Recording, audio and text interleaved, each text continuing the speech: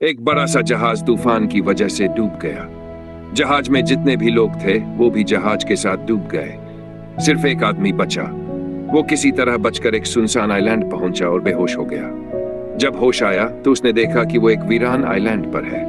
दूर दूर तक कोई इंसान नजर नहीं आ रहा था। उसने ऊपर वाले की तरफ देखा और दुआ करने लगा, हे भगवान मेरी मदद करो, किसी को यहां भेज दो। लेकिन वहां उसकी मदद के लिए कोई नहीं आया। कुछ दिन तक उसने भगवान से मदद की गुहार लगाई, लेकिन कोई फायदा नहीं हुआ।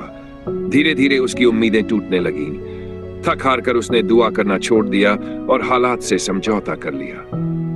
अब उसने खुद को बचाने के लिए काम शुरू किया।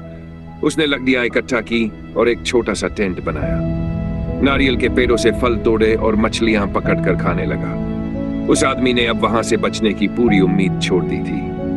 इतने दिनों की मेहनत के बाद उसने लकड़ियों का एक घर बना लिया। लेकिन एक दिन जब वो जंगल से नारियल तोड़कर वापस आया तो उसने देखा कि उसका घर जलकर राख हो चुका है। ये देखकर वो घबरा गया। उसने आसमान की तरफ देखा और रोते हुए कहा, हे भगवान, मैंने आपसे मदद मांगी थी, आपने मेरी कोई मदद नहीं की और अब मेरा घर भी जला दिया। वो सारी रात भगवान को कोसता रहा और वहीं सो गया। सुबह जब उसकी आंख खुली तो उसने देखा कि आइलैंड के किनारे पर एक बहुत बड़ा जहाज खड़ा है। वो खुशी से चिल्लाने लगा, मुझे बचाने कोई आया है। जब वो जहाज पर चढ़ा तो उसने कप्तान से पूछा, आपको यहां आने का कैसे पता चला? कप्तान ने मुस्कुराकर जवाब दिया, हमने दूर से आग का धुआं देखा था, तभी समझ गए कि यहां कोई मदद मांग रहा है। यह सुनकर उस आदमी को एहसास हुआ कि जो घर जल गया था वही उसकी मदद का कारण बना। इस घटना से उसने सीखा कि भगवान के प्लान्स हमें कभी कभी समझ नहीं आते।